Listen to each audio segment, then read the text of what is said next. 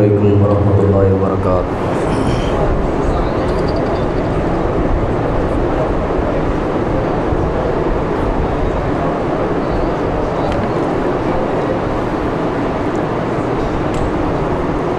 अल्हम्दुलिल्लाहि वकफ़ा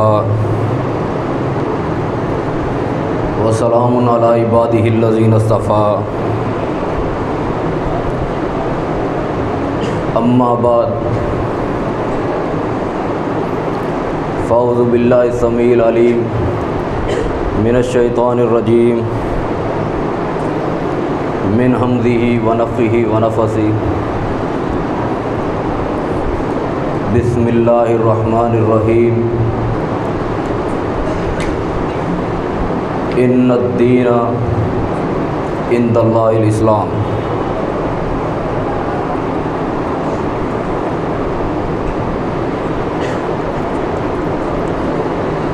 आज एक बार फिर बड़ी मुद्दत के बाद इस महफ़िल और इस मंज़र को देखकर दिल में ये बात आ रही है कि मीर जमा है ahbab हाल दिल कह ले। फिर इल्तिफ़ात मिले दोस्तां रहे न रहे।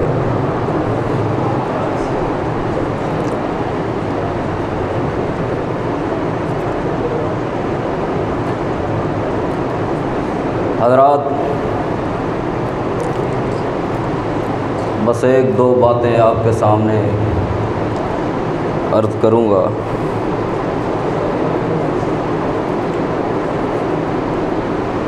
कि इस्लाम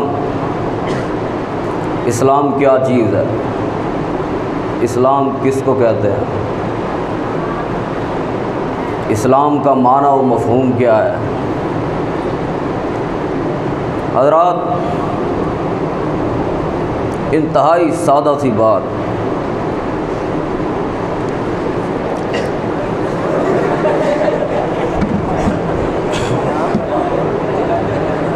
कि जो इतनी सादा सी बात मैं समझता हूँ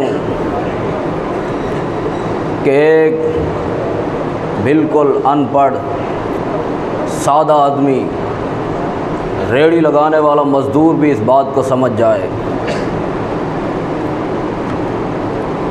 आप देख लें कि सहाबा कराम रिज़वानुल्लाहि अलैहिम अजमईन किस यूनिवर्सिटी से पढ़े हुए थे, किस कॉलेज से डिग्री हासिल की हुई थी, कहाँ के ग्रेजुएट थे। कोई बकरियों का चरवाहा, कोई बेचारा मज़दूर गरीब आदमी आए, रसूलुल्लाह सल्लल्लाहु अलैहि वसल्लम ने उन्हें इस्लाम सिखलाया, इस्लाम बतलाया, उन्हें समझ आ गई। मगर अफसोस कि आज बाज़ हमारे पढ़े लिखे लोग, PhD किए हुए, अपने आप को स्कॉलर कहलवाने वाले, उनको इस्लाम समझ ना आया। अपने साथ शयूखुल हदीस हज़रत मौलाना अल्लामा फ़हामा लिखवाने वाले, उन्हें इस्लाम समझ ना आया। सर पे बड़ी बड़ी टोपियाँ और पगड़ियाँ कुल्ले बांधने वाले, उन्हें इस्लाम समझ ना आया। हाथ में 10-10 गज़ की लंबी लंबी तस्बीहें पकड़ने वाले, कि जो मोटरसाइकिल पे बैठे तो ख़तरा होता है कि शेख साहब की तस्बीह कहीं चैन में ना आ जाए, उन्हें इस्लाम समझ ना आया।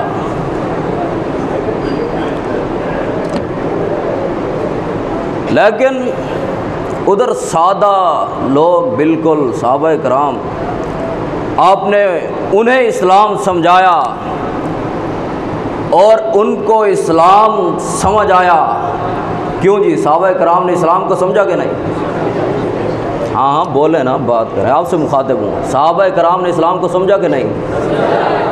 हाँ जी, बात तो करें ना कम से कम, क्योंकि हम बातों जोगे ही रह गए बस, और तो काम में कुछ आता ही नहीं है।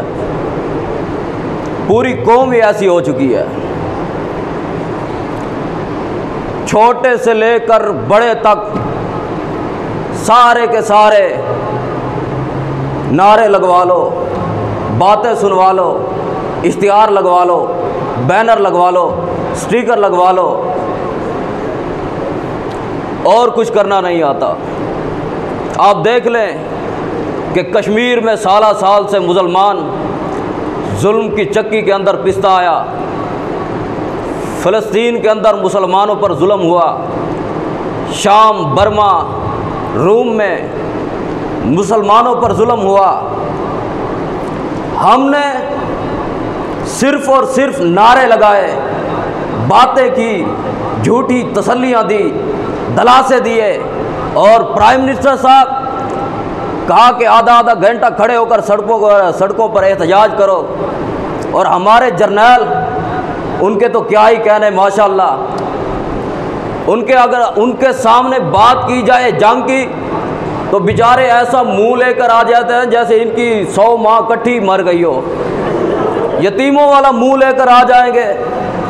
फिर कहेंगे कि मौलाना साहब आपको क्या पता जंग का, मुल्ला की दौड़ तो मस्जिद तक, आपको खाने के अलावा कुछ आता नहीं है, पीने के अलावा कुछ आता नहीं है, हैं जी। दुनिया चांद पर पहुंच चुकी है और आप अभी तक लोगों को पिछवाड़े धोने का तरीका सिखला रहे हैं। और फिर जी दौर बदल गया, एटम आ गया, हाइड्रोजन आ गया, F-16, 15 फुला फुला, कंप्यूटर की जंग आई। आपको क्या पता है? मेरे रब को पता था ऐसे लोग आएंगे जो बहानेबाजियां पेश करेंगे, हुल्लड़बाजियां पेश करेंगे, नई नई बातें सुनाएंगे। दौर बदल गए, हालात बदल गए, आइटम आ गया, हाइड्रोजन आ गया, जंगी तैयारे आ गए, कंप्यूटर की जंग आ गई। इसलिए रब ने ऐसे बुज़दिलों का, ऐसे मुनाफिकों का मुंह बंद करने के लिए पूरी दुनिया को दिखाया कि सुन लो, जो आज भी मुझ पर भरोसा करता है, मुझ पर एतमाद करता है, मुझ पर तवक्कुल करता है, चाहे फिर दुश्मन के पास एटम ही क्यों ना हो, हाइड्रोजन ही क्यों ना हो, F-16, 15 ही क्यों ना हो, चाहे वो अपने आप को दुनिया की सुपर पावर क्यों ना कहलवाए, जो मुझ पर एतबार कर ले, मुझ पर भरोसा कर ले।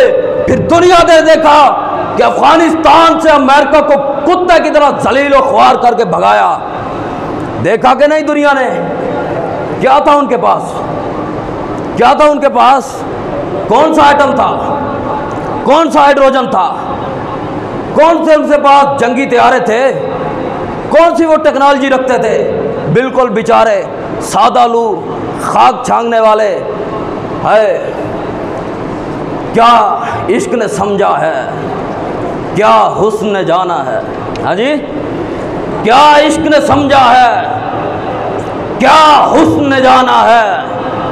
हम खाक नशीनों की ठोकर में जमाना है। उन्होंने रब पर भरोसा किया, रब ने वो दुनिया की सुपर पावर कहलवाने वालों को उनके कदमों में ढेर करके रख दिया। पूरी दुनिया ने देखा। और रब्बे काबा की कसम, जब मुझे ये खबर मिली, मुझे ये पता चला, तो कसम से कहता हूं कि बार बार ग़ज़वा बदर के मनाज़िर जो है ना वो ज़हन में आ रहे थे कि बिल्कुल यही सूरत हाल वहां पर थी कि एक तरफ असले से लेस, तादाद में भी ज़्यादा, क़ुव्वत में भी ज़्यादा, पावर में भी ज़्यादा, हर चीज़ के लिहाज से ट्रेनिंग भी उनके पास मौजूद थी।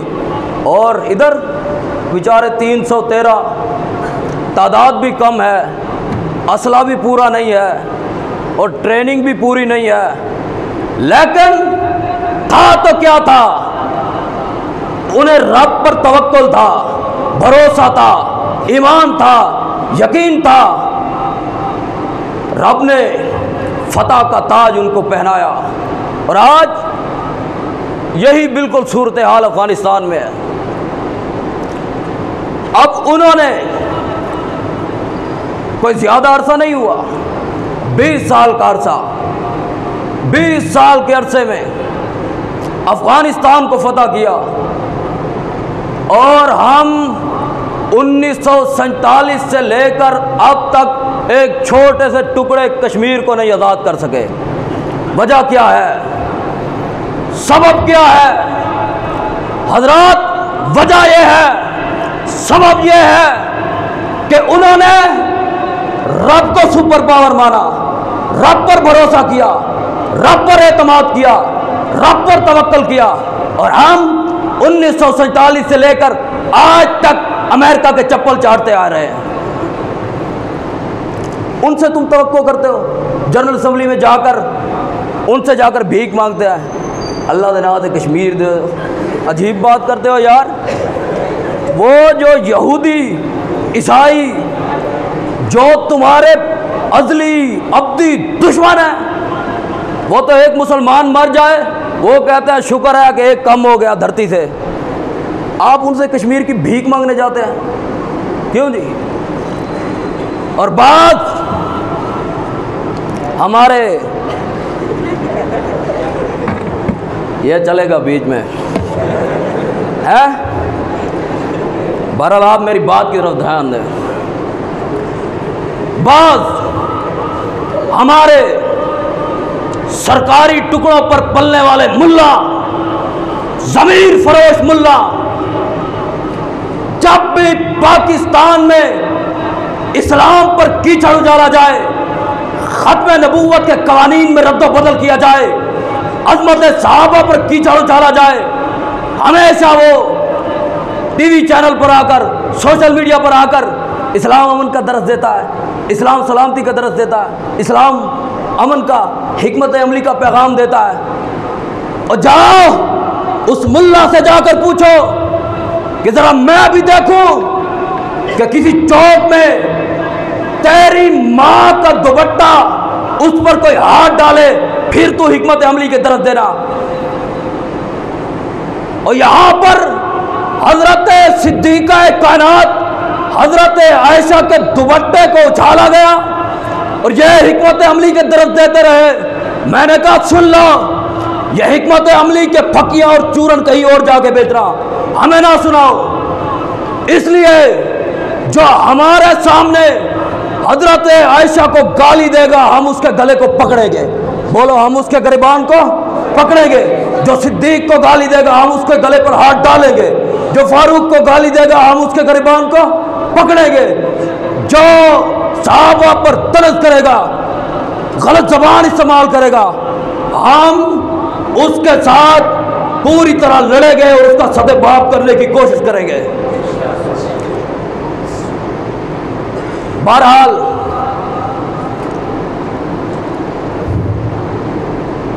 अल्लाह ताला हमें बातों से हटकर कुछ अमली तौर पर भी करने की तौफीक अता फरमाए।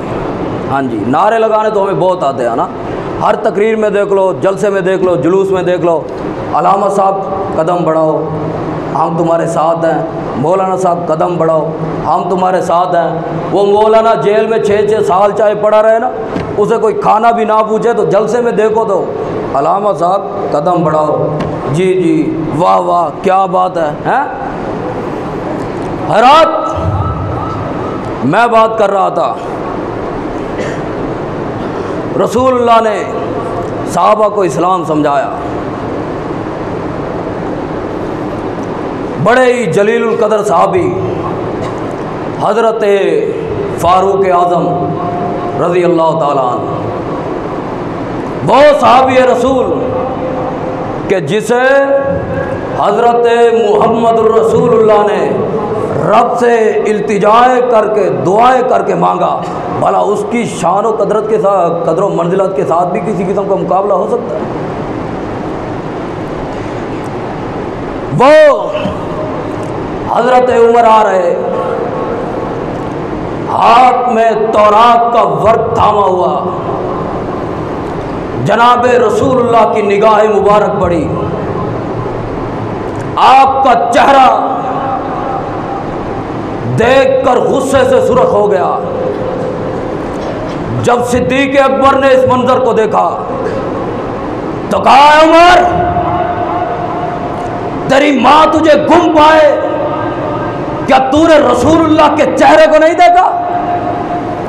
जब हजरत उमर ने रसूलुल्लाह के चेहरे को देखा कि आपका रुखे ज़ेबा गुस्से से सुर्ख है, तो आपने उस तौरात के वर्क को फेंक दिया और मोहम्मद रसूलुल्लाह ने कहा सल्लल्लाहु अलैहि वसल्लम, क्या उमर सुन ले, ये तो तू तौरात का एक वर्क लिए फिरता है, अगर मेरी मौजूदगी में साहिब तौरात हजरत मूसा भी आ जाए तो उन्हें भी मेरा उम्मती बनकर जीना पड़ेगा। इसलिए कि मेरी मौजूदगी में इस्लाम उसको कहा जाएगा, शरीयत उसको कहा जाएगा जो मेरी जुबान से निकला होगा, जिस पर मेरी मोहर लगी होगी। और आज अगर वो हमारे दरमियान मौजूद है तो उसका नाम ये रब का कुरान है, ये मोहम्मद रसूलुल्लाह का फरमान है। क्यों जी? और यही बात हमारे असलाफ, हमारे बड़े, हमारे अकाबिरीन शुरू से लेकर आज तक कुर्बानियाँ देते आए, समझाते आए, लेकिन लोगों ने कहा ये बेदीन है, ये बदमज़हब है, ये वहाबी है, ये नजदी है, ये गैर मुकल्लिद है, ये गुस्ताख है। किसी ने गालियाँ दी, किसी ने ताने दिए, किसी ने कीचड़ उछाला, किसी ने बदजुबानी की, किसी ने इल्ज़ाम लगाए, किसी ने जुल्म किया, किसी ने पत्थर बरसाए, किसी ने जिससे जो जुल्म हो सकता था वो करने की कोशिश की। और सुन लो, मैंने कहा कि हमें गाली तो तब दो ना, हमें बुरा भला तो तब कहो, हम पर इल्ज़ाम तो तब लगाओ कि हम आपको कहें कि अपने मुल्लाओं की बातों को छोड़कर हमारे मुल्लाओं की बातों को मानो, अपने मुफ्तियों के फतवे छोड़कर हमारे मुफ्तियों के फतवे मानो, अपने मौलवियों की बातें छोड़कर हमारे उलमा के पीछे लगो, अपने इमामों को छोड़कर हमारे इमामों के पीछे लगो, अपने पीरों की कब्रों को छोड़कर हमारे पीरों की कब्रों को चाटा करो। बे लड़ाई किस बात की, झगड़ा किस बात का, इख्तलाफ किस बात का, तनाज़ा किस बात का, इंतशार किस बात का? हमने कभी किसी मुल्ला की बात की ही नहीं है, हमने कभी किसी फिक़ा की बात की ही नहीं है, हमने कभी किसी मुफ्ती की बात की ही नहीं है।